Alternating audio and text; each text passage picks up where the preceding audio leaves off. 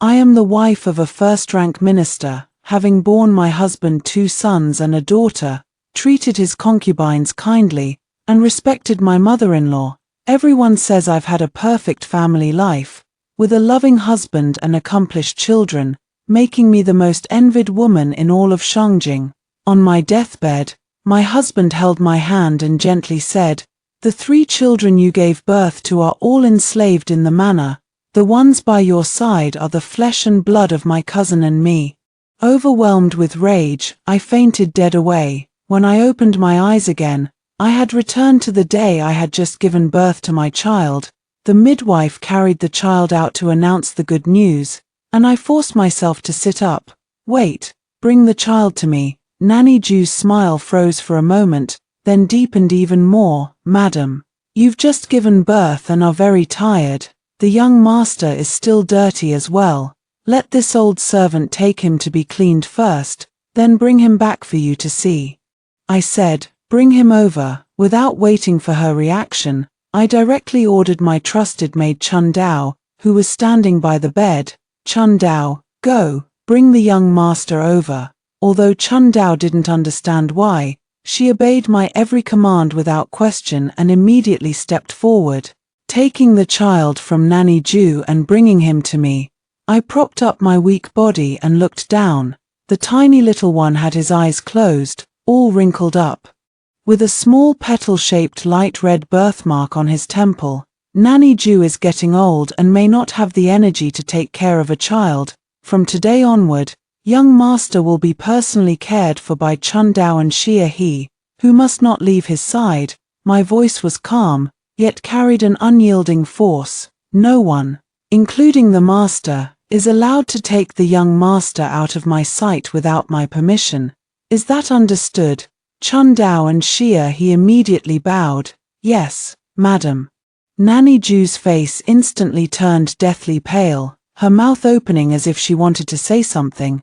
I didn't look at her again, just wearily lay back down, closed my eyes, and tightly cradled the small, warm bundle in my arms. Footsteps soon sounded from outside, accompanied by Jiyu Jingshuan's deliberately cheerful voice. "How is my wife? Is the child well?"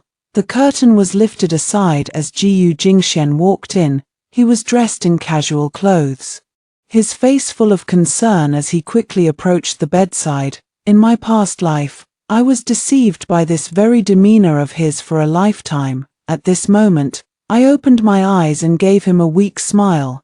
"My husband is here." His gaze immediately fell upon the child in my arms. "Is this our child? You've worked hard." "My lady." As he spoke, he reached out his hands, quite naturally wanting to take the child. I tightened my arms slightly, not letting go. Jiyu Jingshuan's hand paused mid-air, a look of confusion on his face. "Madam," I lowered my lashes, my voice choked with emotion. "Husband, I just had a nightmare." "Oh, what dream?" Jiyu Jingxian sat down on the edge of the bed, withdrawing his hand, and asked with concern. "I dreamed that someone was trying to take our child away." I lifted my eyes, which shimmered with unshed tears, and looked directly at him. I was so frightened. When I woke up and saw Nanny Ju trying to take him away, I panicked. "My dear husband, I nearly lost my life giving birth to this child.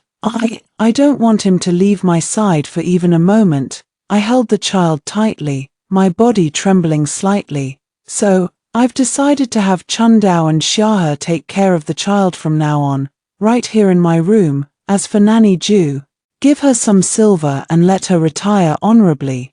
Jiyu Jingshuan's brow furrowed briefly before smoothing out. He reached out and gently patted my shoulder, his tone gentle. "It's just a dream. Why take it so seriously? You're so frightened." All right, I'll do as you say. Whatever you decide about how to handle things, we'll go with that. Nanny Ju is getting on in years, and since you, my lady, wish for her to rest, then let her rest." He agreed readily, his face showing no trace of deception. If I hadn't been reborn and known everything, I might have almost believed he was truly a considerate and attentive husband. "Thank you for your understanding, husband." I nestled back into the pillow obediently. Rest well, I'll come to see you later. Jiyu Jingxian took one last look at the child, then stood up and left. Sure enough, just 2 days later, I heard that Nanny Ju had accidentally fallen into the pond in the back garden and drowned. The entire household simply regarded it as an accident, sighing a few times before letting the matter drop. Listening to the news Shaha had gathered, I sneered inwardly. I poured all my energy into protecting the child. Jiyu Jingxian made several attempts to take the child away from me, but I fended him off each time with the excuse, I can't sleep or find peace if I don't see him. A month later, the child reached the full moon, and was named Mingjin. The Jiyu residence held a grand banquet for guests. I appeared before the guests, holding Mingjin wrapped in a brocade swaddling cloth. I smiled appropriately, accepting everyone's compliments. Congratulations, Minister Jiyu. Congratulations, Madam. The young master is truly as lovely as jade and snow, destined for greatness in the future. Madam looks radiant. Minister Jiyu is truly considerate. Jiyu Jingxian stood by my side, his smile gentle and composed, handling everything with ease. We still appear to be the most enviable loving couple in the capital. During the banquet, I mentioned, a few days ago, I received a letter from my family saying that my father's old injury has flared up again. I'm deeply concerned. With my elder brother guarding the frontier, I, as his daughter, cannot be by his side to fulfill my filial duties. I feel truly ashamed. The Wei family of Nanyang rose to prominence through military achievements. Although my father has retired from service and lives in honor, his influence in the military remains. My elder brother Wei Zheng is a border general who commands a significant military force. This is Jiyu Jingxian's greatest reliance and the fundamental reason he dares not easily break with me. He immediately responded, "You are right, my lady. My father-in-law's health is of utmost importance. I will go find some high-quality medicinal herbs tomorrow and also write a letter to my elder brother to inquire if there are any skilled physicians at the border." I looked at him gratefully. "You've put a lot of thought into this, my husband." After the full moon banquet, life seemed to return to normal. I peacefully raised Mingjin, managed the household affairs, remained gentle and considerate towards Jiyu Jingxian as always, and paid my respects to my mother-in-law morning and evening without any fault to be found. Secretly, my actions never ceased. I used my dowry and the businesses I had been quietly managing over the years to start casting my net. The first thing I did was send someone to the manor 50 miles west of the city. I had to confirm whether my other 2 children were there and what their current situation was. Half a month later, my trusted guard Wei Cheng returned with news. "Madam, we've found them." Wei Cheng is the chief guard I brought with me from the Wei family, and his father was my father's personal soldier. There are indeed 2 children in the village, a boy, about 13 or 14 years old, frail and sickly, and a girl, 8 or 9 years old. My heart felt as if it were being tightly gripped by a cold hand, the pain so intense I could barely breathe. "How is that girl's health?" My voice trembled. "I heard she caught a chill a few days ago, and the people at the estate didn't take it seriously. It nearly..." Wei Cheng paused. "I have discreetly arranged for a reliable old woman to look after her quietly. Medicine was administered, and she is now out of danger." "Good, good," I repeated, suppressing the warmth and moisture in my eyes. "Wei Cheng, you've done well. Continue having people keep an eye on them, and make sure they're safe, especially that girl. But it must be absolutely discreet. We can't alert the enemy. It's not yet time to bring them back." "Understood. And one more thing." I pondered for a moment. "Find a way to let the woman who takes care of them overhear some gossip. Say, the minister's wife is kind-hearted and can't bear to see children suffer. If she finds out that a servant's child on the estate is seriously ill and no one is taking care of them, she will definitely offer help. I need to first plant words favorable to me within the estate." "Yes, Wei Cheng accepted the order and left. After dealing with the child's matter, I turned my attention to the household. I summoned Chun Dao and Xia He. Chun Dao, you are meticulous. Starting tomorrow, discreetly observe everyone in the household who is on good terms with Nanny Ju or has received favors from her in the past, especially those who have access to the inner courtyard and have the opportunity to approach the young master. Report any abnormalities to me immediately. Xiahe, you have an outgoing personality. Mingle more with the maids and matrons in the mansion, and listen to the gossip. Focus on finding out about the master's cousin, Miss Lian Xin, also, who serves in the master's study in the outer courtyard, and if there are any special interactions among them. The two maids immediately accepted the order. A few days later, Xiahe brought back an interesting piece of news. Madam, I heard from Granny Zhong in the laundry that the maid named Chuyue, who serves in the master's study, had her brother involved in a lawsuit a few days ago, and it was Steward Lin from the outer courtyard who helped settle it. That old woman Zhong also said she saw Chuyue returning from the outer courtyard late at night, sneaking around, and what else? I picked up the teacup, gently stirring the foam, and I found out that Miss Lian Xin, back in the day, seemed to have left behind an old nanny who served her closely, surnamed Sun. They say she opened a small embroidery shop in the West City.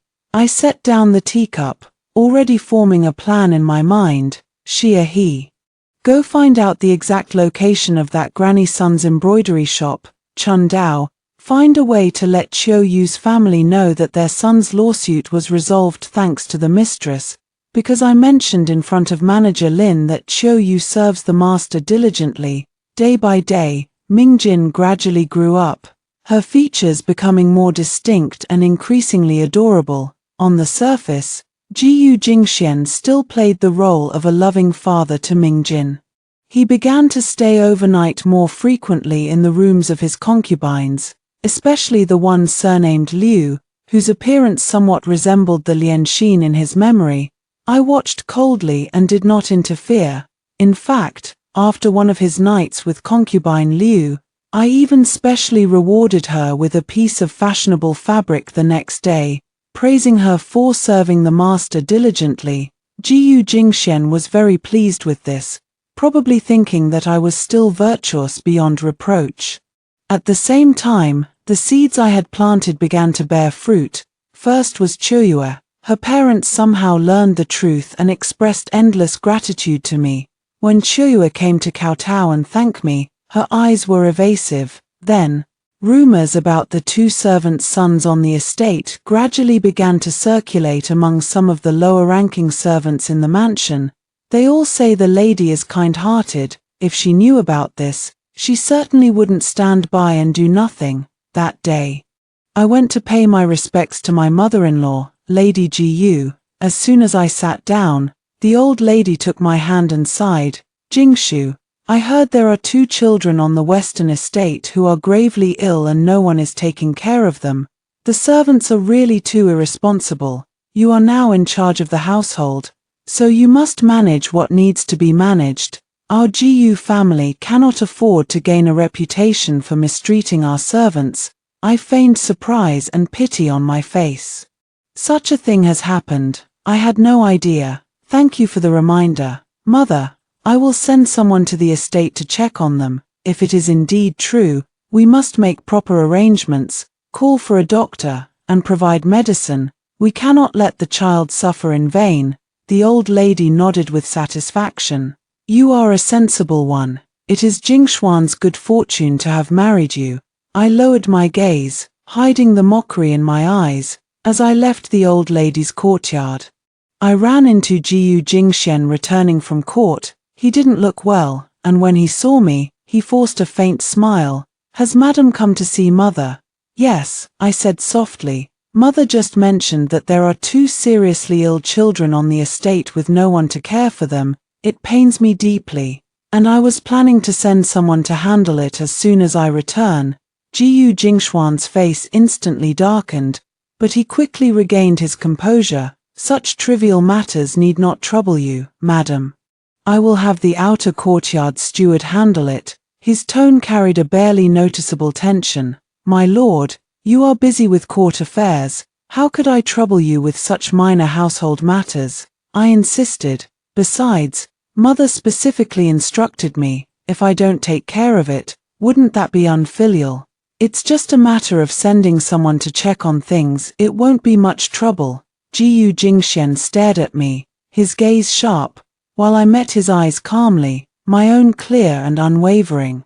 After a long moment, he looked away, his tone softening. Since you're so kind-hearted, we'll do as you say, but the estate is far away, so choose the person you send carefully. We don't want any trouble to arise. He is warning me. I smiled slightly. Don't worry, husband, I understand.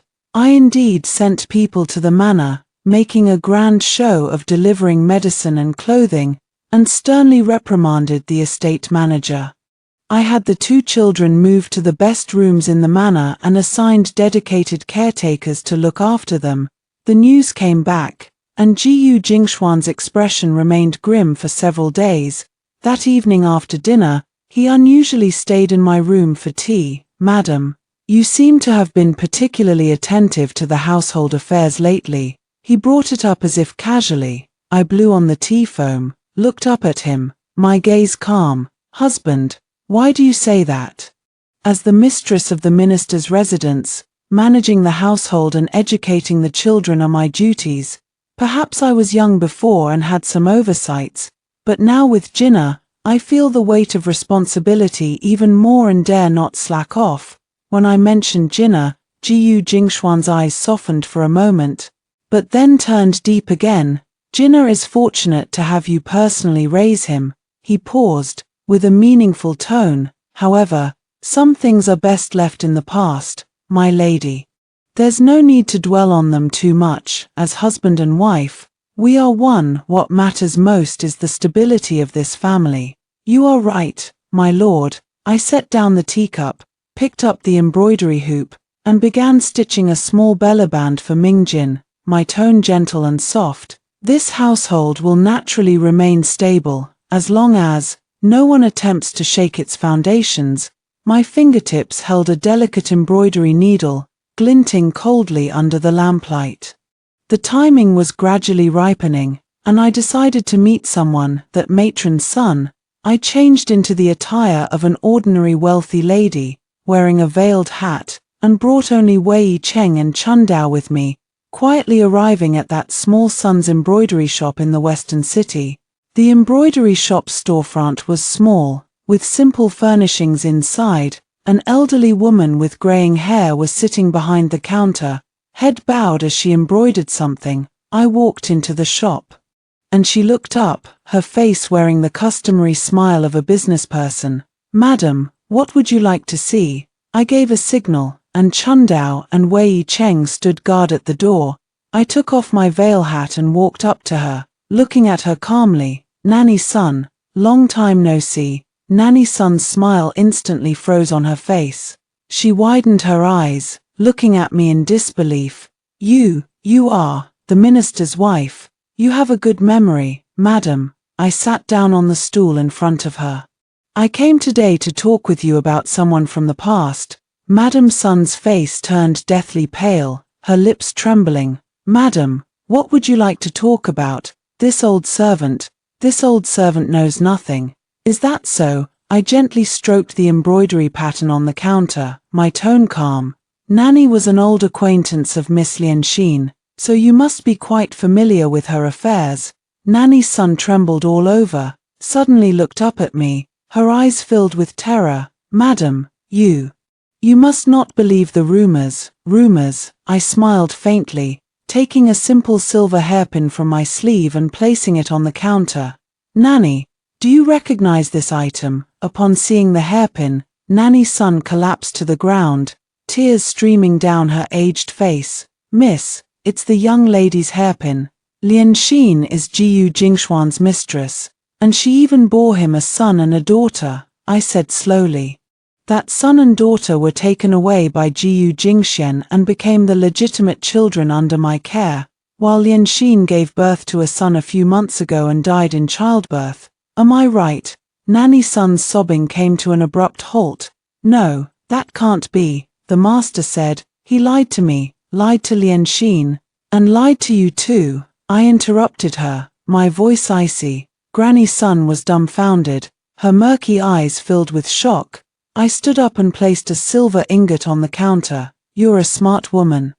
Granny, think it over carefully. If you come to a decision, you can find the shopkeeper at the Brocade Emporium in the east of the city. Without another word, I put on my veil hat and turned to leave.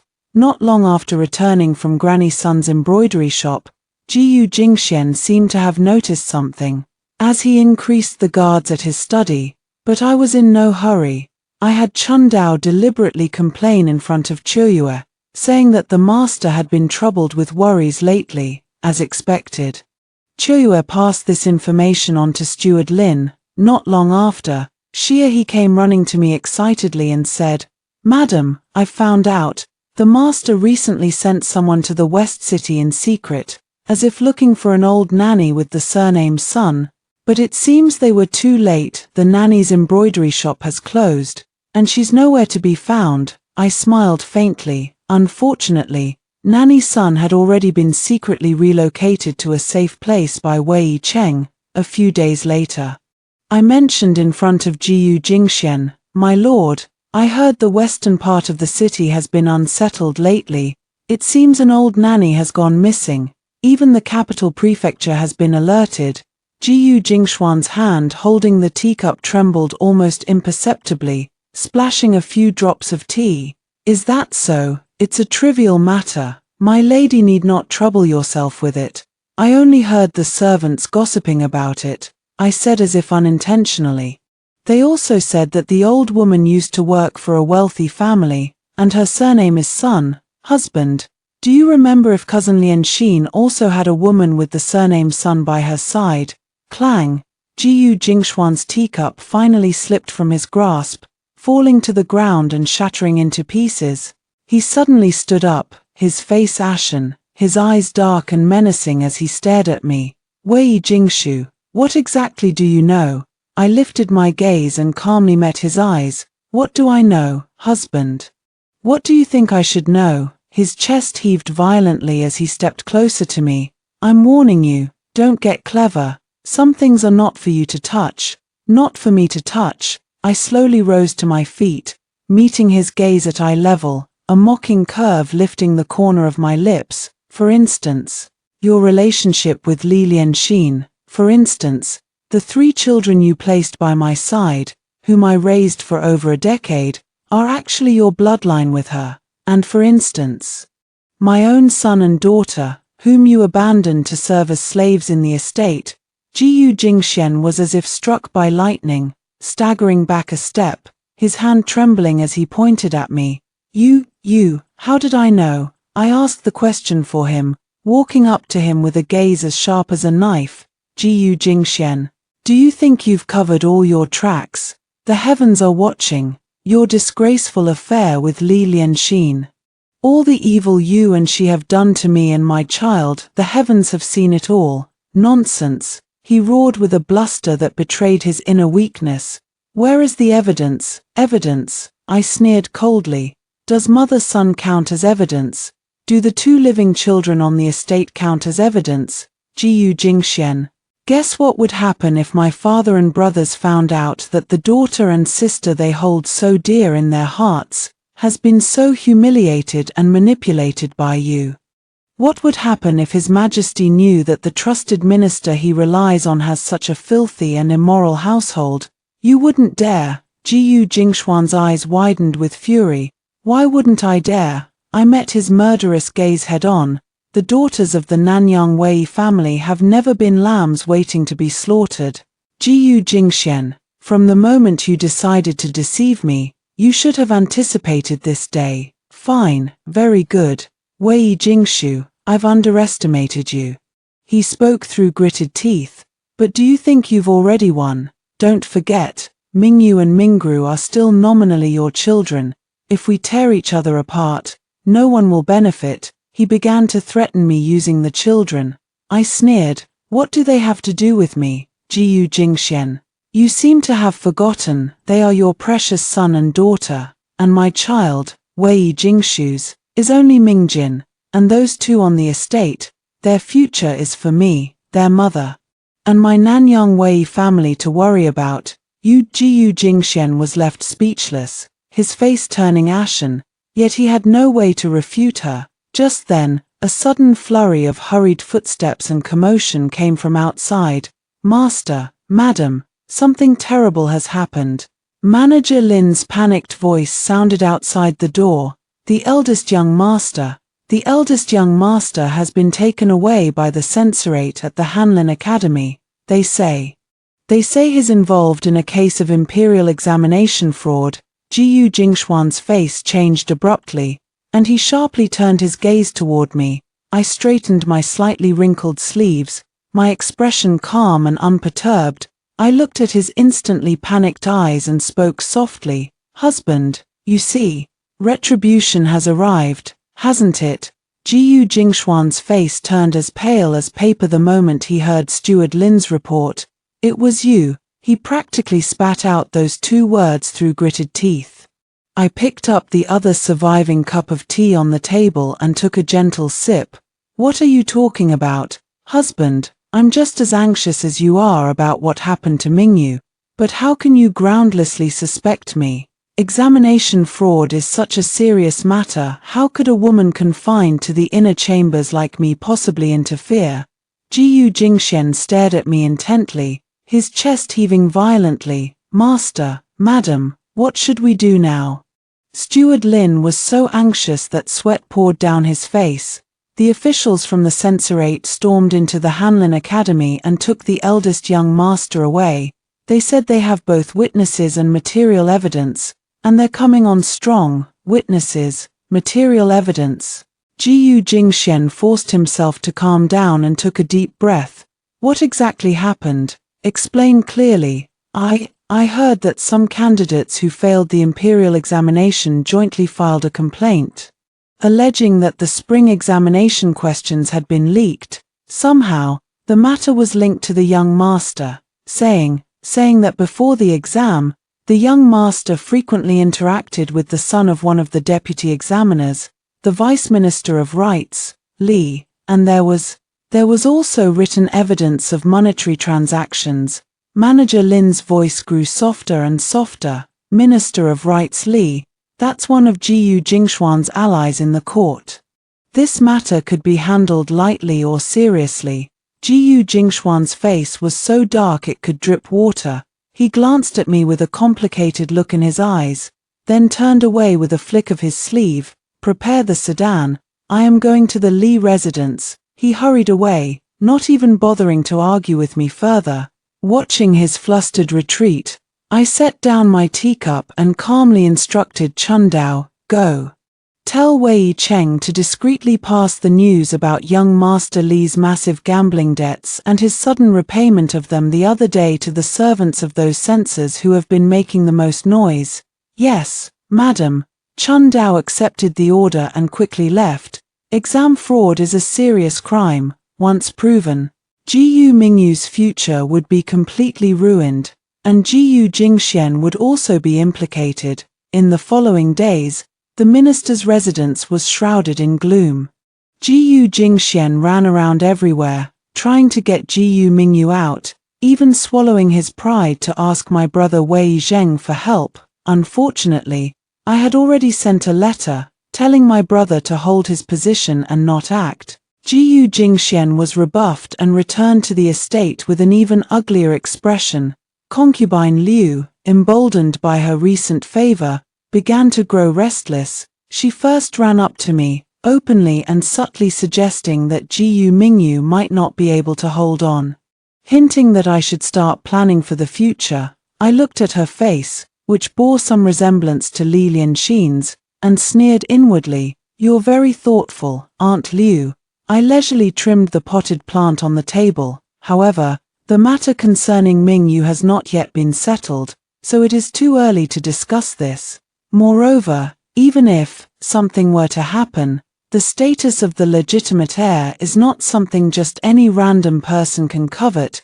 Concubine Liu's face turned pale, and she awkwardly retreated. Not 2 days later, she began whispering in his ear again. She said that the 2 children in the manor were now being cared for too well, which might invite gossip, and hinted that Jiyu Jingxian should get rid of them to avoid them becoming a liability in the future. My gaze turned cold. It seems some people cannot be kept any longer. Jiyu Jingxian was utterly exhausted by Jiyu Mingyu's affairs. After returning to the manor, he mostly stayed in his study, occasionally seeking solace with concubine Liu. That night, just as he had settled down in concubine Liu's room, a series of mournful cries and chaotic noises erupted from outside. "What's going on?" Jiyu Jingxian threw on his robe and stood up, furious. A young maid stumbled in, her face deathly pale. "Master, madam, it's terrible. The Western estate is on fire. I heard people have been burned to death." Jiyu Jingxian and concubine Liu both turned pale at the same time. "Who was burned to death?" Jiyu Jingxian asked urgently. It seems, it's the room where those 2 children that the madam had been looking after were staying." The little maid trembled as she spoke. Aunt Liu's legs went weak, and she nearly collapsed to the ground, her eyes filled with terror. When I received the news and rushed to the front courtyard, Jiyu Jingxian was sitting in the main seat with a livid expression, while Aunt Liu knelt on the floor, weeping as pitifully as a pear blossom bathed in rain. "Master, it truly has nothing to do with me. I was just speaking off-handedly. How could I have known that a calamity would strike from the heavens?" Aunt Liu sobbed uncontrollably. "Just a casual remark." I walked over and sat down beside Jiyu Jingxian, my voice calm but carrying a chill. "Aunt Liu, just a few days ago you told me that the children on the estate were a potential problem, and then the estate caught fire, killing them all. This sudden, unexpected fire is just too much of a coincidence." Madame Liu suddenly looked up at me, her eyes filled with venom. "Madam, how can you slander me like this? Are you trying to drive me to my death? Whether I'm slandering you or not, you know the truth in your heart." I turned to Jiyu Jingxian. "My lord, the fire at the estate that killed innocent children is a matter that could be handled with discretion or blown out of proportion. If word gets out that the minister's residence mistreats its servants, leading to the tragic death of young children, I fear it could harm your official reputation. Moreover, Mother specifically inquired about those 2 children just the other day. If she were to find out about this." Jiyu Jingxuan's face grew even more grim. "Lady Liu is malicious and heartless, showing no compassion for the servants and nearly causing a disaster that would disgrace our family's reputation. From this day forward, she is stripped of her concubine privileges and will be moved to the northern courtyard's prayer hall to reflect on her mistakes. Without my order, she is not to take a single step outside." Concubine Liu was as if struck by lightning, crying out in despair, "My lord, have mercy on me, my lord." 2 sturdy maids stepped forward and unceremoniously dragged her away. Jiyu Jingxian wearily rubbed his temples and looked at me. "Madam, the follow-up matters at the estate, and the matter of consolation, I leave to you to handle." "Don't worry, my lord," I nodded, then paused before adding, "However, after this incident, I believe the staff at the estate needs to be thoroughly reorganized. Moreover, as Jinnah is growing older, the servants attending to him must be carefully screened to ensure no further mistakes occur. I was thinking it might be best to transfer all the employment contracts of the servants in Jinnah's courtyard to my management, so that no one with ill intentions can be bribed by unscrupulous means and harm my child. I was taking this opportunity to seize control over everyone in Mingjin's courtyard. Jiyu Jingxian was feeling restless at the moment, so he didn't think too much and waved his hand. "These household matters, you decide, madam." "Thank you, husband." I lowered my eyelids, and the fire at the estate was, of course, arranged by me. The building that burned down was empty. My 2 children had long been moved to a safer place by Wei Chengshan.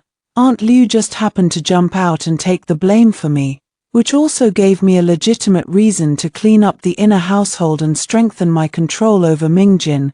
Kill 2 birds with 1 stone. After dealing with Aunt Liu and the turmoil at the estate, Jiyu Jingxian seemed to quiet down for a while, focusing all his efforts on rescuing Jiyu Mingyu. The Imperial Examination fraud case ultimately resulted in Jiyu Mingyu being penalized with 1 year's salary deduction and ordered to stay at home to study and reflect on his mistakes, on the grounds of improper conduct, associating with the children of examiners, and arousing suspicion. When Jiyu Mingyu was brought back to the mansion, he looked utterly haggard, with none of his former high spirits remaining. I continued to play the role of the caring mother, comforting him gently. It's good that you're back. Losing your official position doesn't matter. What's important is that you're safe. From now on, focus on studying at home. There will always be a way forward. He lowered his head, mumbled a vague response, and hurried back to his own courtyard. Jiyu Jingxian watched the dejected back of his eldest son, his face darkening. One day, he suddenly asked me, "Madam, have you heard any news about that old woman surnamed Sun from West City recently?" I sneered inwardly. But on my face, I feigned a thoughtful expression. "Nanny Sun, oh, you mean the one by Lotus Heart's side? No, I haven't. Wasn't it said that she went missing? Why are you suddenly asking about her, my lord?" Jiyu Jingxian stared at me. "Nothing, I just find it a bit strange. Where could an old woman like her, all alone, possibly go? Perhaps she went to seek refuge with distant relatives, or perhaps something unfortunate happened to her." I sighed. In these times, an elderly person with no one to rely on is truly pitiable. Jiyu Jingxian fell silent for a moment, then suddenly said, "Madam, you seem to have been in rather frequent contact with the Wei family lately." I openly admit, yes, Father's old ailment has been recurring, and I'm concerned, so naturally, we've exchanged more letters. I also wrote to my elder brother to ask about the situation at the border. "What, my husband? Do you find this inappropriate?" I brought up my father and brother. And Jiyu Jingxian was immediately left speechless. He couldn't very well say I shouldn't care about my own father and brother. "No, just asking casually," he said resentfully. A few more days passed, and he quietly told me that Jiyu Jingxian had secretly sent people to check the accounts of several dowry shops under my name. Naturally, they found nothing. After being dismissed from his position, Jiyu Mingyu became completely dispirited and drowned his sorrows in alcohol all day long. That day, after getting drunk, Jiyu Mingyu had a dispute with his wife and accidentally pushed her, causing her to miscarry. When the news arrived, the Prime Minister's residence was furious. Jiyu Jingxian personally went to apologize but was turned away by the Prime Minister. In the end, the matter was resolved by the Prime Minister forcing Jiyu Mingyu to write a letter of divorce and taking his daughter back. Jiyu Jingxian returned to his residence in a rage and smashed a set of blue and white porcelain brush washers from the previous dynasty in his study. At the same time, news arrived from the border that the northern Di had invaded. Wei Zheng, leading the Wei family army, achieved victory in the first battle. The emperor was overjoyed and issued an edict to commend them, further elevating the Wei family's prestige. I immediately wrote a letter to my elder brother, mentioning only one thing. Minister Jiyu seemed to have some criticism regarding the military supplies at the border, which might affect the morale of the troops. I hoped my brother would make preparations early. My elder brother Wei Zheng was a seasoned veteran of the battlefield, with a fiery temper and a deep-seated hatred for civilian officials who tried to hinder military affairs. After receiving my letter, he immediately submitted a memorial to the emperor, using strong language to state that the soldiers at the frontier were fighting with their lives on the line. If anyone in the rear withheld military supplies and shook morale, he would be the first to oppose it. requesting His Majesty's wise judgment. The Emperor, in the midst of military campaigns and relying heavily on Wei Zheng, was displeased upon reading the memorial. He publicly reprimanded Jiyu Jingxian in court, ordering him to ensure the frontier supplies without fail. Jiyu Jingxuan's attempt to gain an advantage backfired, and he lost all face in the imperial court. After returning to his residence, he stormed straight into my room, his face ashen and his eyes frighteningly sinister. "Wei Jingshu, what exactly do you want?" he growled. No trace of his usual gentleness and elegance remaining. I was sitting by the window reading when I heard this. Slowly, I set down the book and lifted my gaze to look at him, my expression calm. "Husband, why do you say that?" "I only wish to live peacefully, support my husband, and raise our children, be a good wife and mother," he sneered repeatedly. "You secretly ruined Mingyu's future and marriage, and drove a wedge between me and Wei Zheng. Is this what you call being a good wife and mother? Watch your words, husband." My face darkened. Mingyu brought this upon himself by breaking the law. What does it have to do with me? His quarrel with his wife led to her miscarriage. Did I incite that? As for my elder brother, as the commander at the border, it is his duty to fight for the country and protect the rights of his soldiers. If my husband creates difficulties for the military supplies at court, is my brother not allowed to speak up? Every word I spoke was justified, leaving Jiyu Jingxian speechless. His chest heaved violently as he pointed at me. "Good, what a sharp tongue. Wei Jingshu, I was truly blind, thinking you were virtuous and gentle back then." Virtuous and gentle. I stood up and walked over to him. "My virtue and gentleness are not meant for you and your deceased childhood sweetheart to bully and trample upon me and my own flesh and blood." I finally laid half of my cards on the table. Jiyu Jingxuan's pupils contracted sharply, staring at me with shock and uncertainty. You really, what do you mean, really?" I stared him down. "Jiyu Jingxian, if you don't want others to know, you shouldn't have done it. What you owe me.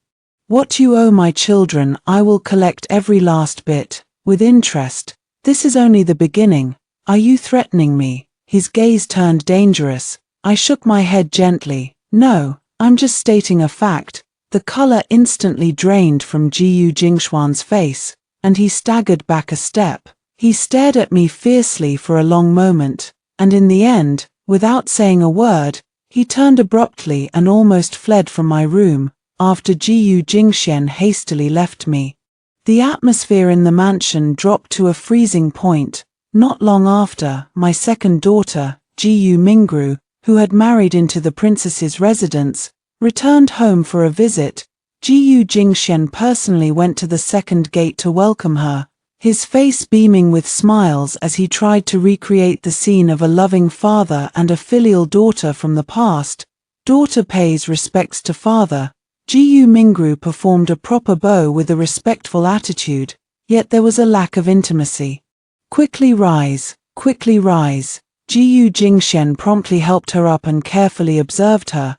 "You've lost weight. Have you been wronged at the Junwang residence?" "Father, what are you saying?" Jiyu Mingru smiled faintly. "The prince and the princess treat me very well, but the rules in the mansion are strict. Not as free as when I was at home. When it was my turn to receive her greeting, she still wore that standardized smile and followed the same formal etiquette. Daughter pays respects to mother. How have you been lately, mother?" I looked at her, at this face so strikingly similar to Li Lianxin's. In my past life, I had poured so much maternal love into her, and now an equal measure of cold hatred had settled in my heart. "I am well, thank you for your concern." I gave a slight, perfunctory gesture of support, my tone indifferent. "You are doing well in the Junwang residence, so I am at ease." At the banquet, the atmosphere was even more delicate. Jiyu Jingxian tried his best to create a harmonious family atmosphere, constantly searching for topics of conversation. Jiyu Mingru's responses were always appropriate, yet she skillfully avoided the main issues. "Elder brother has also fallen on hard times, but it's sister-in-law who suffers. Oh, look at me, she's no longer sister-in-law now. She gently dabbed the corner of her mouth with a handkerchief. With every word she spoke, Jiyu Jingshuan's expression grew darker. I sat to the side, quietly eating my meal, occasionally putting food into Mingjin's bowl beside me. Halfway through the banquet, Jiyu Mingru expressed a desire to take a stroll in the garden to get some fresh air. Jiyu Jingxian naturally agreed. I watched her retreating figure as she left with her maid and gave Chundao a meaningful glance. Chundao understood and quietly followed after her. After a while, Chundao returned and whispered a few words in my ear. A cold glint flashed in my eyes. I had Wei Cheng bring matron Sun out from her hiding place and settle her securely in an absolutely safe location in the capital. At the same time, I went to see her in person. After a few days apart, Stewardess Sun seemed to have aged considerably, but her eyes were clear and resolute. Madam, upon seeing me, she was about to kneel. I held her up. There is no need for such formalities. Madam, today, I have invited you here to ask you to write down everything you know about Miss Li Lianxin and the truth regarding her childbirth. Please provide a written testimony with your signature. Nanny Sun raised her head, tears welling in her eyes. This old servant understands. I have wronged Miss Lianxin. I have wronged the madam. I am willing to testify. Jiyu Jingxian is a heartless beast. He deceived the young lady. He deceived the madam. May he die a wretched death. She picked up the brush, her hand trembling slightly from agitation, but she still wrote down the long-buried events clearly, word by word, including how Li Lianxin secretly interacted with Jiyu Jingxian, how they conceived a child out of wedlock, and how, during childbirth, the child was swapped by Jiyu Jingshuan's arranged personnel. I secretly sent Granny Sun's testimony, along with her as a witness, into the palace, directly presenting it before His Majesty. At the same time, I attached a tearful and heartfelt petition. In the letter, I did not overly emphasize personal grievances. Instead, speaking from the position of a subject's wife, the Wei family, I recounted how I discovered that my husband, Jiyu Jingxian, was morally corrupt, had mixed up bloodlines, deceived the emperor, and even intended to frame loyal officials and undermine the foundation of the state. To preserve the dignity of the royal family and the court, I dared not make this public. I could only submit a secret memorial to the emperor. Humbly requesting His Majesty's wise judgment, I positioned myself as the loyal daughter of a minister, forced to expose her own husband for the greater good. As expected, on the third day after my testimony and petition were submitted, an imperial decree arrived summoning me for an audience. Upon hearing the news, Jiyu Jingshuan's face instantly turned as pale as a sheet. He grabbed my arm with such force that it felt like he might shatter my bones, his voice hoarse as he said, "Wei Jingshu, what have you done?" I calmly brushed his hand away, straightened my court attire as a titled lady, and said slowly, "Husband, I told you, the game should be over." In the hall of mental cultivation, sandalwood incense curled upward, I knelt on the cold ground, with the emperor above me, his bright yellow dragon robe dazzlingly brilliant. "Weisha, is there any falsehood in what you have stated?" The emperor's voice betrayed neither joy nor anger, carrying the unique authority of a sovereign. "Every word I have spoken is true, Your Majesty. Both witnesses and evidence are present. I dare not utter a single false word." I kowtow, my voice clear and steady. "I, your subject's wife, know that exposing my husband goes against moral principles, but Jiyu Jingxian has deceived the emperor, confused the bloodline, and attempted to frame a border general. His intentions are unforgivable. As a daughter of the Wei family, I cannot prioritize personal interests over the safety of the nation. I implore Your Majesty to investigate thoroughly." The hall fell into complete silence. After a long while, a faint voice came from above. "I, the emperor, have taken note. You may withdraw now, your humble subject's wife thanks your majesty for your gracious favor. I kowtowed once more, then rose to my feet and, keeping my head lowered, respectfully retreated from the hall of mental cultivation. By the time I returned to the minister's residence, dusk was already approaching. Jiyu Jingxian sat dejectedly in the main seat of the hall, his face ashen. When he saw me enter, he suddenly raised his head, his eyes blazing with a maddened hatred. Wei Jingshu, how cruel you are! You've ruined me. You've destroyed the Jiyu family. I walked over and sat down in the chair opposite him, my demeanor composed. Cruel. I repeated the word, finding it somewhat laughable. Jiyu Jingxian, compared to what you did to me and my two flesh and blood, everything I'm doing now is merely seeking justice. Justice. He let out a hoarse laugh, looking as if he had gone mad. Victors are kings and losers bandits. What justice is there to speak of? I only regret being too soft-hearted back then, not getting rid of you sooner. Soft-hearted. I looked at him coldly. If you were soft-hearted, my children wouldn't be serving as slaves in the manor. Jiyu Jingxian, you're not soft-hearted, you're utterly selfish, wanting both the power of my Wei family and a splendid future for you and your true love's child. How can all the good things in the world be monopolized by you? Struck by my words, his face turned pale then flushed, and he suddenly broke into a violent, heart-wrenching cough. At that moment, the sound of urgent hoofbeats and authoritative commands came from outside the mansion. Imperial decree has arrived. Jiyu Jingxian trembled all over, the madness in his eyes fading away, leaving only utter despair. The eunuch announcing the decree stepped into the main hall with an expressionless face, followed by a team of imperial guards. Investigation reveals that Jiyu Jingxian, Minister of Rights, is deficient in virtue, fails to maintain proper household order, confuses bloodlines, deceives the sovereign, and furthermore associates with border generals with unclear intentions. It is hereby decreed that Jiyu Jingxian be stripped of all official positions, his noble title revoked, and his family property confiscated.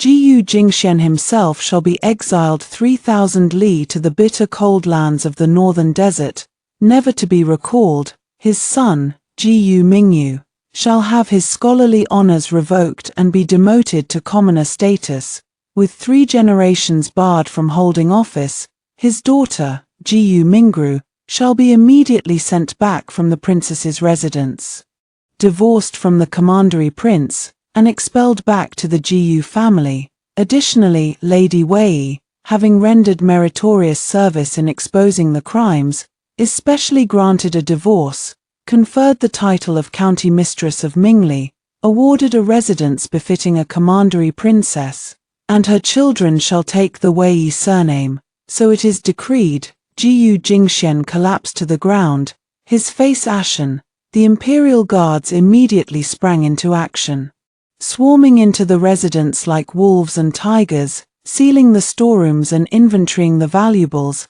The once illustrious minister's residence was instantly thrown into chaos, with sounds of crying, shouting, and scolding filling the air. Jiyu Mingyu was dragged out of his own courtyard, struggling and roaring. I'm innocent. I'm the eldest young master of the Jiyu family. You can't treat me like this. Yet no one paid him any attention. And Jiyu Mingru would soon be sent back by the princess's residence. On the day Jiyu Jingxian was escorted out of the capital, I took Mingjin, along with Wei Cheng and others, and moved back to the manor bestowed upon me by His Majesty. When Jiyu Jingxian left the capital, he was wearing prison garb, shackled, and looked haggard. I did not go to see him off, only watched from afar from the high tower of the residence. Not long after, Jiyu Mingru was sent back by the princess's residence. She was dressed in plain clothes, without any makeup, and when she saw me, her eyes held a complex expression. In the end, she said nothing and silently moved into the small courtyard assigned to her. Jiyu Mingyu was also driven out of the original minister's residence. Relying on a meager amount of private savings, He rented a small house on the outskirts of the capital, barely managing to survive. After handling these trivial matters, I took Mingjin, under Wei Cheng's protection, and personally went to the hidden estate in the outskirts of the capital. When I walked into the cleanly swept courtyard and saw the two children standing there, my eyes instantly welled up with tears.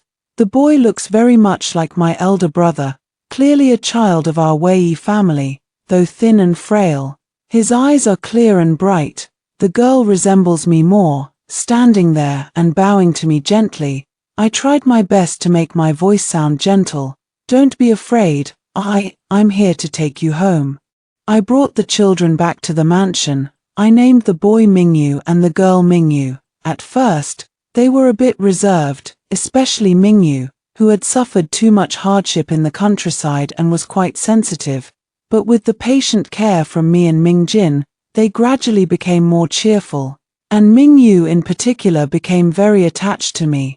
The Nanyang Wei family is my solid backing. When my father and elder brother learned the truth, they were both heartbroken and furious.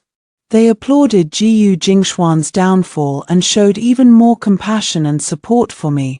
With the Wei family's presence, no one dared to look down on me and my 3 children because of the Jiyu family's collapse. A year later, the emperor, in recognition of the Wei family's loyalty, issued an edict to commend them, bestowed an honorary title, and allowed Mingyu to inherit a nominal rank of nobility. I no longer obsess over power and influence, instead devoting most of my energy to raising my children and managing my own businesses. I managed my dowry shops meticulously, while secretly supporting some impoverished scholars and helping destitute women with no one to rely on. Having lived a second life, I deeply understand the difficulties women face in this world, and I wish to do what I can to offer them a glimmer of hope. In this life, Wei Jingshu lived clearly and joyfully for herself and for her children. Enough. After hearing the first story above, what are your thoughts? Feel free to share your opinions in the comments section. Next, there is another similar story. Let's continue to see. My grandfather passed away, and I went to the capital to seek refuge with my fiancé. I heard he was arrogant and aloof, already had someone he loved in his heart, and looked down on me, his fiancé from the countryside. I was anxious all the way, but when I met him, I realized the rumors were false. He was clearly pure and self-disciplined, gentle in nature, not to mention handsome, and he cherished me deeply. I married him with peace of mind. After 3 months of marriage, my nephew, who had returned to the capital from his studies abroad, came to pay his respects, staring at me in a daze. Later, I happened to see him confront my husband at our doorstep, his face full of disbelief. Second uncle, how could you impersonate me and marry my fiancé? Before my grandfather passed away, he held my hand and told me that I was part of an arranged marriage from childhood. It's the second son of the Jiangju Pei family. His name is... Before he could finish speaking the name, the old master took one last heavy breath and passed away. I was overwhelmed with grief. After handling my grandfather's funeral affairs, half a month later, I took the token and went to the capital. My grandfather once served in the Imperial Hospital. When he grew older, he resigned from his official post and returned to his hometown, where he opened a medical clinic to make a living, because he once treated my young fiancé. This marriage arrangement was settled. My grandfather didn't clearly state the other party's name, but I remember it's the second son of the Pei family from Jiangju. It shouldn't be too difficult to find. Besides, before my grandfather passed away from illness, he mustered his strength and wrote a letter to the Jiangju Pei family. Before I set off, I also wrote a letter and sent it, stating my estimated time of arrival in the capital, and asking Pei to be sure to send someone to pick me up at the dock. Be sure to. In the letter, I hesitated for a moment, then circled those 2 words, otherwise, I won't recognize anyone. What if I get lost? After boarding the ship, I gazed out at the river, enjoying the sea breeze. I was in a relaxed mood when suddenly I overheard two people talking behind me. "Hey, have you heard? Peya's country fiancé is coming to the capital to find him." Peya. I looked down at myself. A country fiancé? It can't be such a coincidence, another person asked in confusion. But Peya is still a scion of a noble family. How could he be engaged to a country girl? It seems the two families had some connection, which is why the engagement was arranged. After all these years, who knows what she's like now?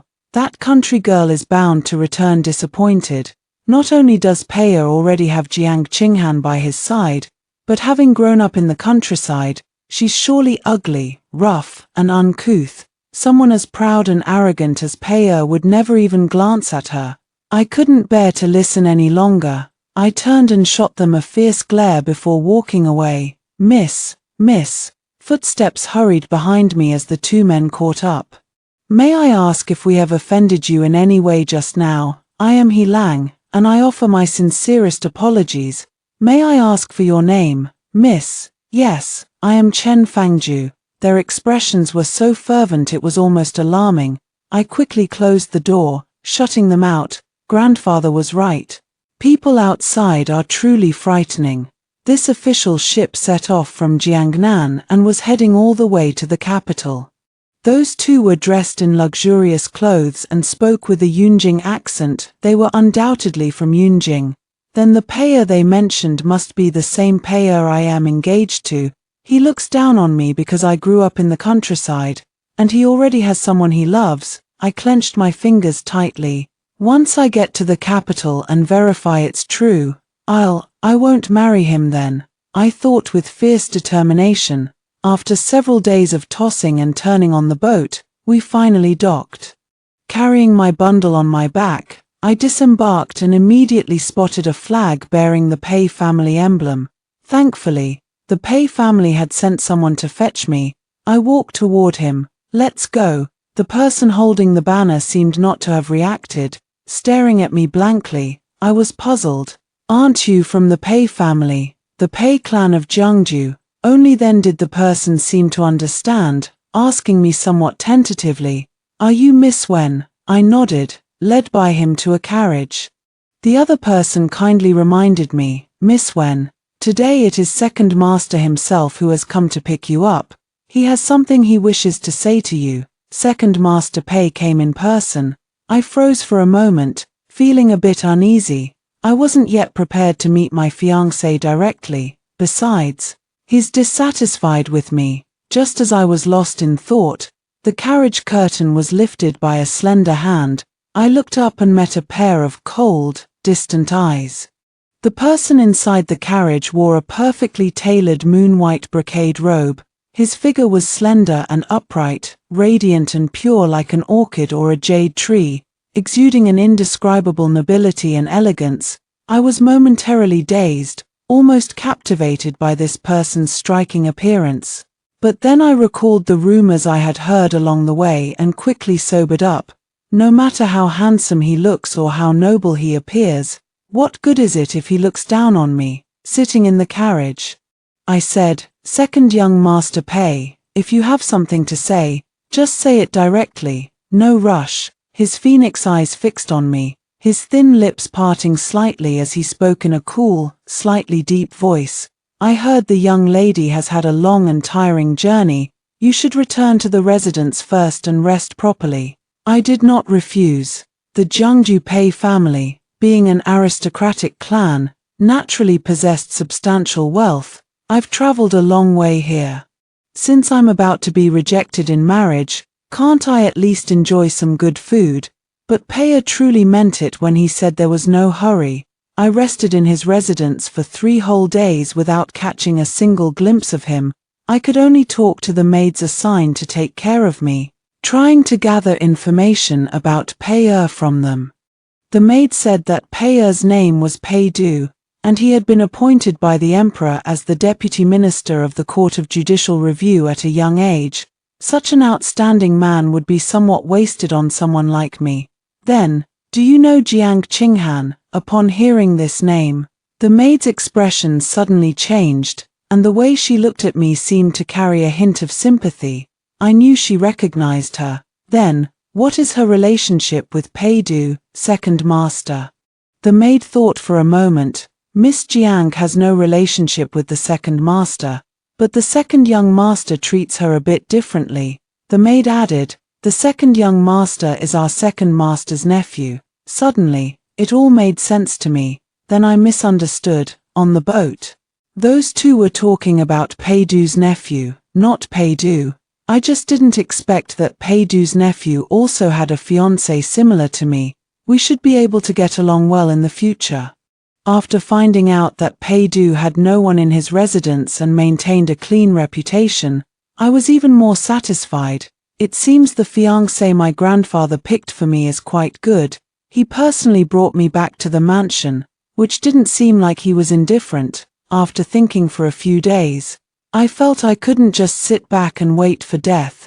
Since the misunderstanding had been cleared up, as an engaged couple, we should properly nurture our feelings. On the day off, having found out that Pei-du was at the mansion, I borrowed the small kitchen to make some pastries and pear soup to send over. Second master, what do you think Miss Wen means by this? Watching the food box sent by the second young master's fiancé to the second master, the servants were utterly perplexed.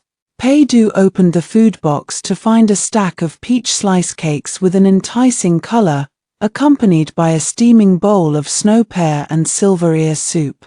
Its sweet aroma wafting through the air, the attendant blurted out, "She even knows the master has a sweet tooth."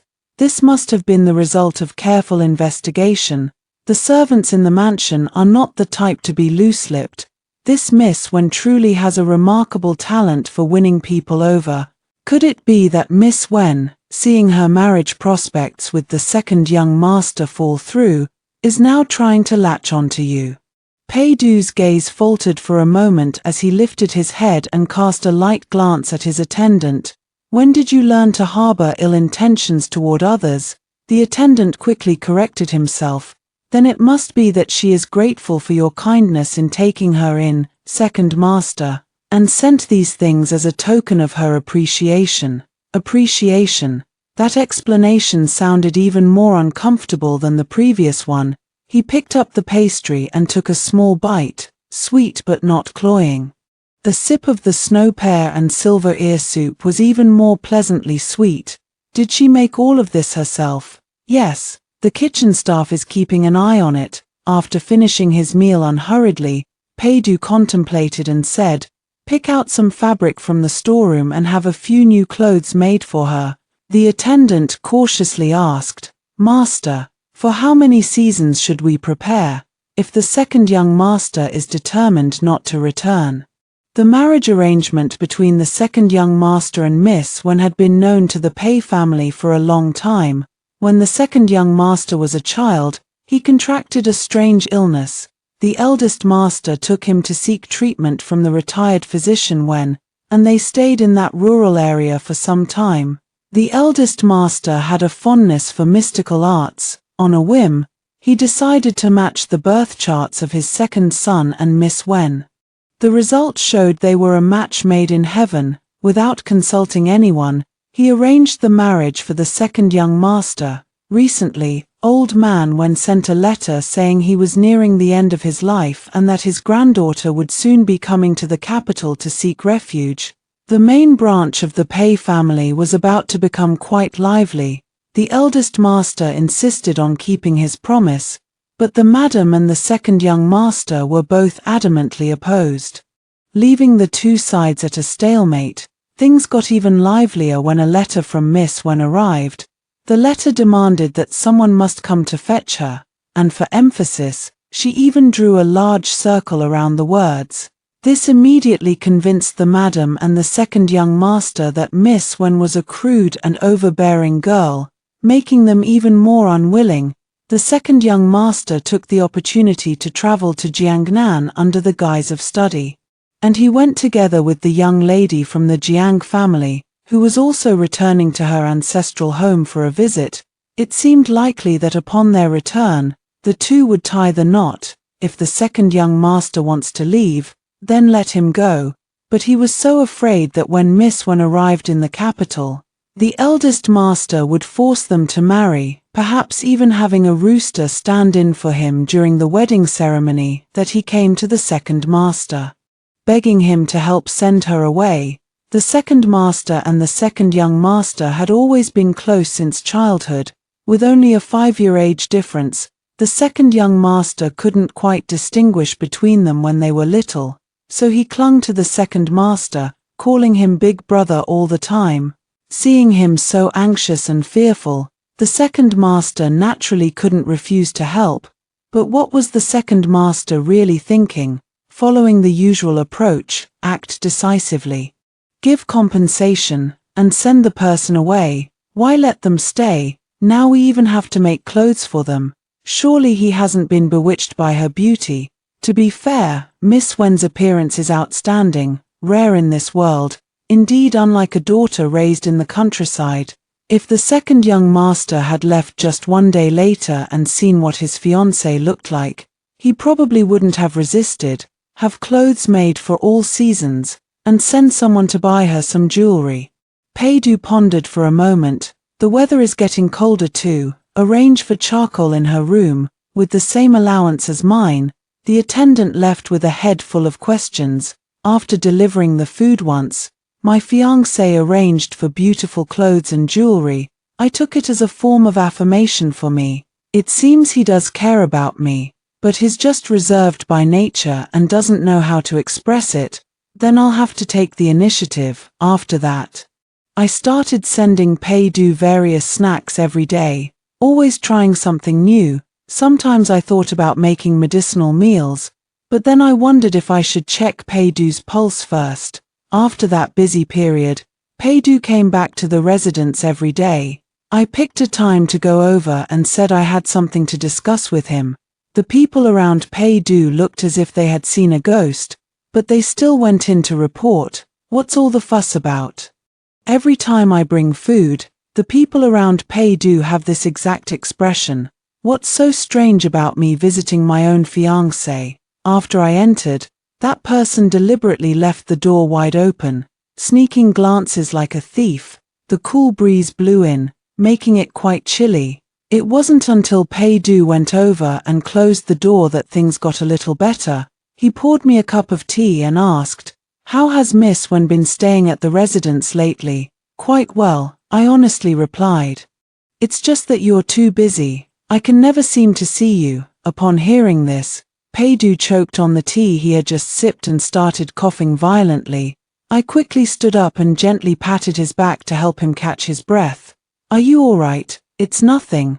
Pei Du waved his hand, signaling for me to sit back down. My gaze instantly fell upon his slender hands. My fiancé is truly blessed with extraordinary looks. Even his hands are so long and elegant, with distinct, well-defined knuckles. By the time I realized it, my hand had already reached for his pulse. Pei Du looked up at me, somewhat puzzled. I cleared my throat and said, "The weather has been getting colder lately. I came over to check your pulse and see if you need any medicinal cuisine for nourishment. After all, he is my future husband, so I naturally care about his health." Pei Du pressed his lips together, his long, lowered eyelashes trembling intensely.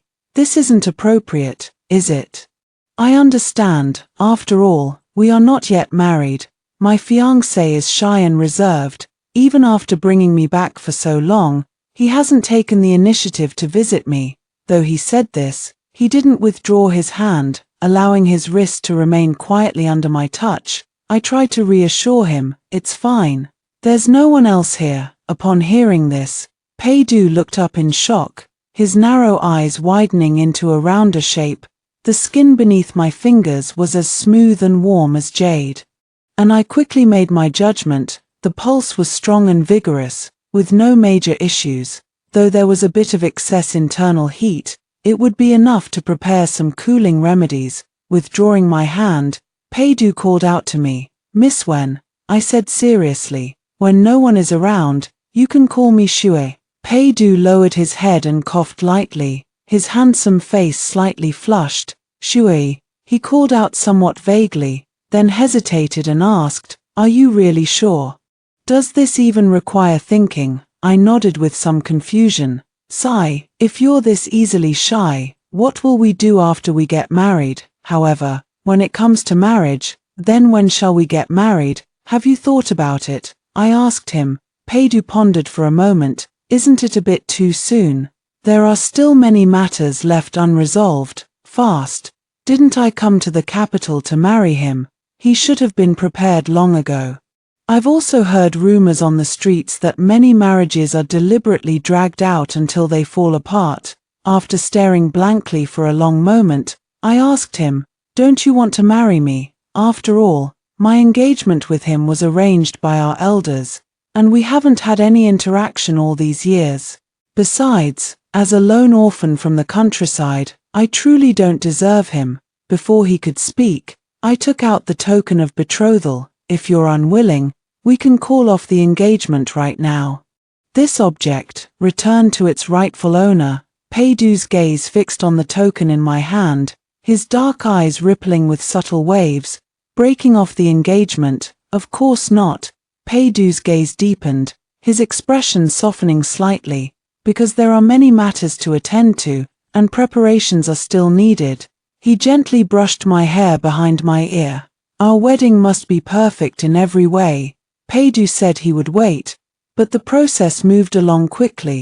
When meeting his parents, brother, and sister-in-law, I obediently greeted each of them one by one, yet I still received strange looks.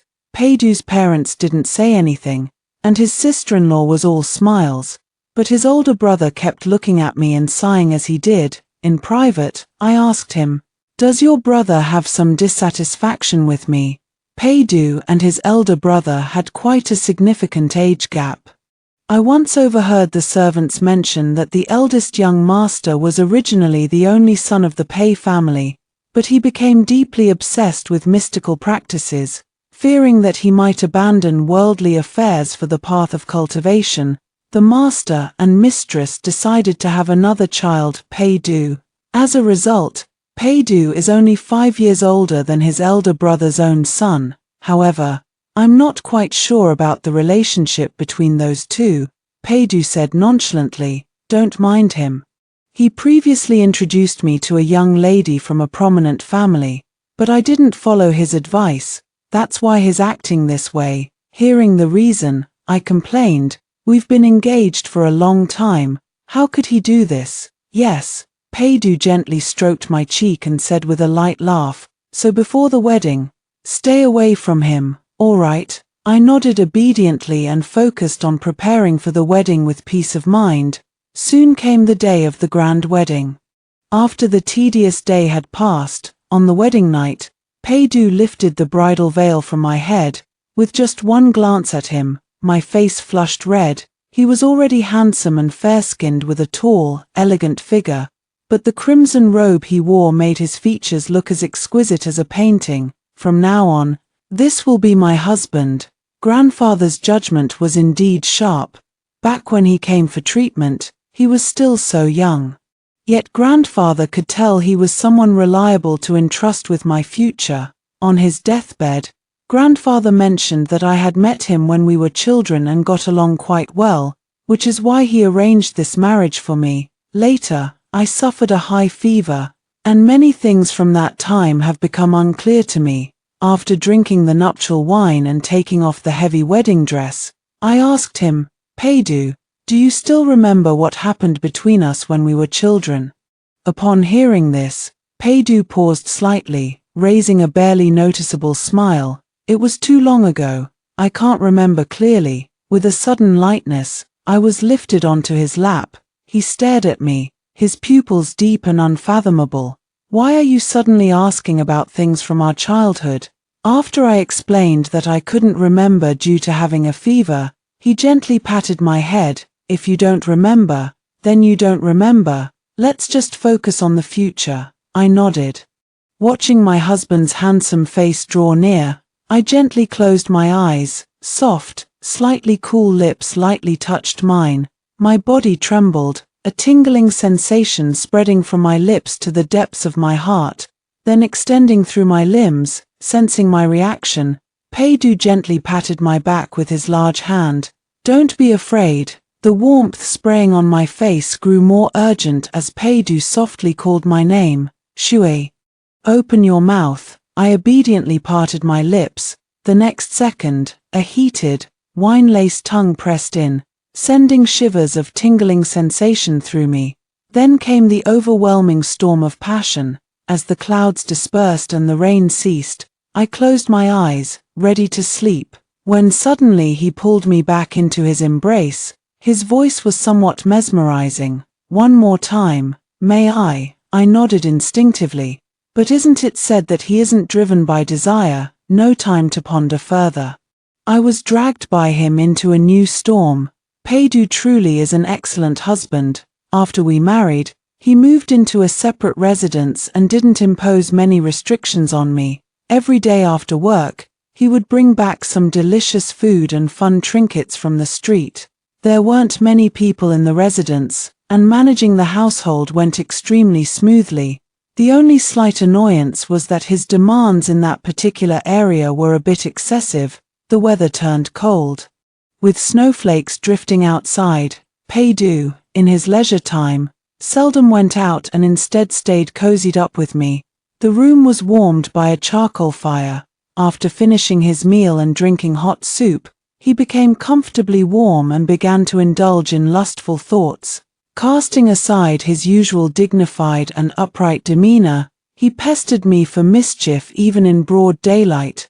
I never would have guessed back then that he was this unrestrained. But then I remembered the servants saying he had remained chaste for 25 years, and it made a little more sense. But 25 years, is Pei-du actually 8 years older than me? I fell into deep thought. Suddenly, I thought, I still need to take better care of his health. After a few sticky months, the Laba festival soon arrived. The Pei family was preparing for a family banquet, and preparations had to start a few days in advance. The place where Pei-du and I lived was just a street away from the Pei residence, so I went over to help. Something amiss. Slightly furrowing his brows, what did you say her surname was? The masters all call her Wenxia, the Wen with the character 4 door and ear. Yes. After a few moments of silence, Pei Jiao abruptly asked, what was done about the fiancé my father arranged for me? You've forgotten, the servant reminded him, before you left. You had second master help you dismiss someone. How second master dealt with that country girl? This servant doesn't know. Pei Jiao fell silent. But a faint suspicion began to form in his heart. Before the new year, Pei Jiao paid a formal visit bearing numerous gifts. Second uncle and second aunt are newly married. As your nephew, I failed to offer my congratulations in time. Today I've specially come to pay my respects. Pei-du happened to be away, so I invited the person in and ordered tea and pastries to be prepared. Sensing an intense gaze, I looked up. Pei Jiao was staring straight at me. I asked in confusion, is there something dirty on my face? Pei Jiao withdrew his gaze, his tone laced with sarcasm. When I was in Jiangnan and heard the news that second uncle was getting married, I wondered what kind of woman he had married. Now that I've met you, I realize second uncle has a sharp eye. I frowned. Why does that sound so strange? I heard second aunt is also from the Jianghuai region. I nodded. What a coincidence. I know someone who shares your hometown and also has the surname Wen. Oh. I responded, that really is a coincidence. What exactly is Pei Jiao trying to say? Why is he acting so strangely? Aunt, don't you have anything to say to me?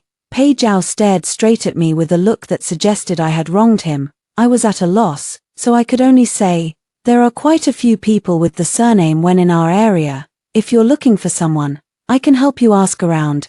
Pei Jiao sneered coldly and said nothing more, then he set down his teacup and left. I didn't take it to heart. Unexpectedly, a servant hurriedly came to report that Pei Jiao and Pei-du had gotten into an argument. Second master returned from duty today and was stopped by second young master at the mansion gate. He seemed angry and wanted to say something to second master. Second master took him into the study to talk, and it looked like they were about to argue again. Second young master even seemed ready to throw a punch. I hurried over. As I pushed open the study door, I heard Pei Jiao's furious words, second uncle, How could you impersonate me and marry my fiancé? My mind exploded with a sudden realization. The strange attitudes of the eldest master of the Pei family and Pei Zhao, and Pei Du's loss of control that night, all suddenly had an explanation. So I was Pei Zhao's fiancé, not Pei Du's. The rumors I heard on the boat that day were also correct. My fiancé was indeed that second son of the Pei family. Pei Du actually lied to me, seeing me. Pei Zhao's sharp face couldn't hide his sarcasm. You still don't know, do you? I'm the one you're actually engaged to. You've been deceived. I was utterly bewildered. Why did Pei Du lie to me? Pei Du glanced at me cautiously, then quickly lowered his head, full of doubts. I changed my expression when I saw the faint bruise on his face. Did you hit him? It's fine. His hand was gently held, and Pei Du said softly, I accidentally bumped into the bookshelf while dodging. It's nothing. I held back, but couldn't resist any longer. I turned to Pei Zhao and said, he is your elder. How could you lay a hand on him? Pei Zhao widened his eyes, looking somewhat incredulous. What does it matter that he is an elder? He was the one who did wrong first.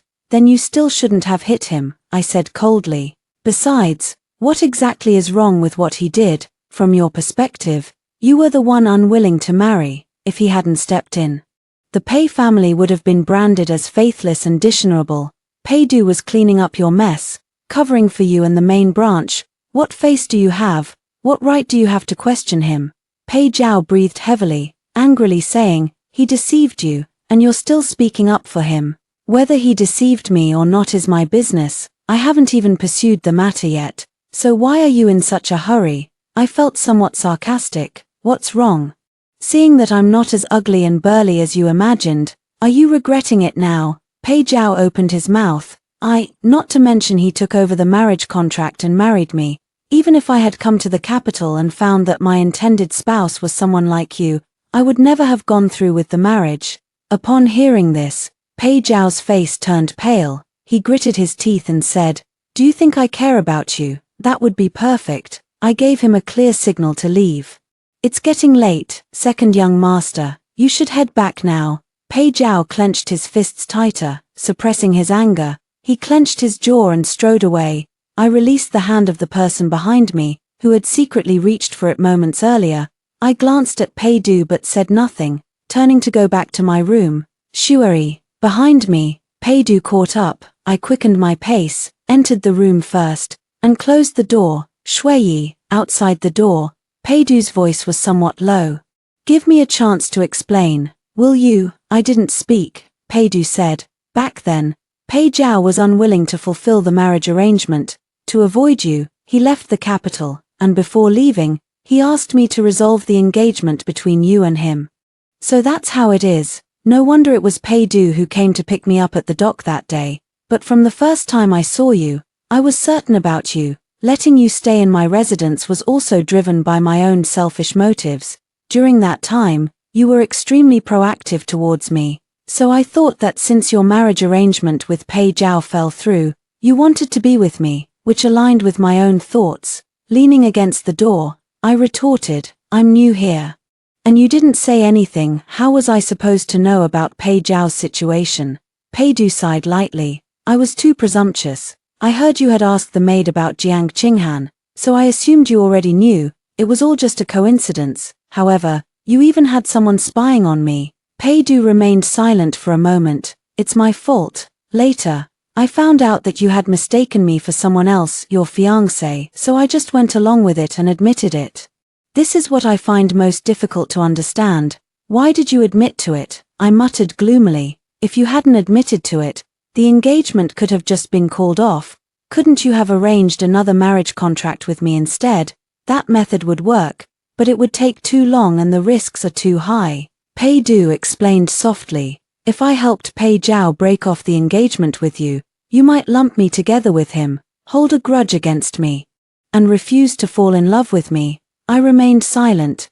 Pei Du laid out his initial calculations to me one by one. If the engagement were broken off, you would surely find another place to live in the capital, and likely seek employment at a medical clinic. Who knows how many admirers would swarm around you then? I wasn't confident you would choose me. You're right, that's exactly what I had in mind. Moreover, My parents would never agree to me breaking off the engagement with the grandson only to marry the son, but if it's about keeping our word to fulfill the agreement for the main branch by switching the engagement to someone else, and they see me delaying marriage, they'll be much more likely to relent. Besides, as you've seen, Peidu now regrets it, considering that if he had returned earlier, it would have led to more complications. I decided to take preemptive action. He certainly thought things through thoroughly. I'm a bit annoyed and asked, then why didn't you just tell me directly? Still for the same reason I wasn't confident. Peidu paused. You and Pei Zhao have a past from childhood, and you came to the capital to marry him. If I had told you in advance about the switch, you might not have agreed. After the wedding, I wanted to tell you, but I was afraid you'd get angry, so I kept putting it off. I angrily opened the door. You are the deputy chief of the Dali Temple, yet you don't even realize this is a fraudulent marriage. I was wrong. His hand felt cool as he held mine, his beautiful eyes slightly lowered. I resorted to unscrupulous means. You can curse me all you want, but there's one thing, I beg you, don't leave me. Since our marriage, I've seen him dignified and elegant, sharp and aloof, but I've never seen him act so pitiful before. I've finally figured it out. Peidu may appear as pure and bright as the breeze and the moon, but is actually like a glutinous rice ball, sweet on the outside but crafty on the inside. In that case, I pondered for a moment, then withdrew my hand. Then let's sleep in separate rooms for a few days, so I can cool off. Finally, I can rest for a few days. I breathed a sigh of relief. My hand, which I had just withdrawn, was grabbed as Peidu lifted his eyes. We haven't even been married for half a year. The servants will laugh at me. He held me as we entered the room, whispering softly, I'll make a bed on the floor and sleep at your feet. All right, in the cold of the 12th month, and you want him to sleep on the floor? That scoundrel Peidu had clearly figured out that I couldn't bear to let him suffer. Back in the room, I had someone bring the ointment. Peidu had a bruise near the corner of his eye. I had already figured it out. When Pei Zhao came to the door, Peidu, being the elder, had plenty of ways to deal with him. Injuring himself was nothing more than an attempt to win my sympathy. As I applied the ointment, I sighed. Who would have thought I was so fooled by his appearance back then? Failing to see he was as slippery as a glutinous rice ball, I suddenly spoke up. Actually, you don't need to feel so uncertain. Come to think of it, back when I thought Pei Zhao wasn't my fiancé, I heard he also had a fiancé from the countryside. How could there be such a coincidence in this world? I just prefer to believe that he is the one I am betrothed to. I should be the same as you. The first time I saw him, I was utterly captivated. Peidu naturally understood my meaning, his eyes slightly brightening. He lowered his head and gently placed a kiss by my lips. That is truly wonderful. Extra chapter. Pei Zhao and Jiang Qinghan got married. It was he who had once begged for her hand, yet now that it had come to this, he felt an inexplicable sense of loss. At the wedding banquet, when Shui sat in the elders' section, dressed in a pink gown that made her appear more delicate and beautiful than the flowers, Pei Zhao looked at her, and a wave of regret suddenly washed over him. Earlier, he had dreamed of some events from his childhood. His father took him to Jianghuai to seek treatment from the retired physician when, there, he discovered a fairy-like girl and had a wonderful time playing with her. His father asked him if he would be willing to marry her when he grew up. He asked what marry meant. I want to be like father and mother, to become a family. The young Pei Zhao nodded without hesitation. Then I want to become a family with the little fairy. It was only later, after his illness was cured and he returned to the capital. The capital was bustling with too many interesting things, and he soon put that person out of his mind. As he grew up, he was mocked by many because he had a fiancée from the countryside. Pei Zhao also unconsciously developed a dislike for Wen Shui, whom he hadn't seen in years. After all these years apart, she had grown up in the countryside. Even if she was somewhat pretty as a child, she must have turned into an ordinary country girl by now. In contrast, Jiang Qinghan, with her noble upbringing and stunning beauty, was truly worthy of him. Now, Pei Zhao truly felt regret, but it was too late for regrets. After marriage, he and Jiang Qinghan had many disagreements. Jiang Qinghan complained that he treated her differently than before marriage, becoming hysterical and completely losing the gentle demeanor he once loved. He found it annoying and gradually stopped visiting her room. He took in many concubines.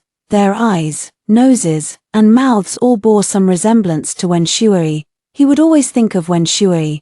Their father had their horoscopes matched and said they were a match made in heaven.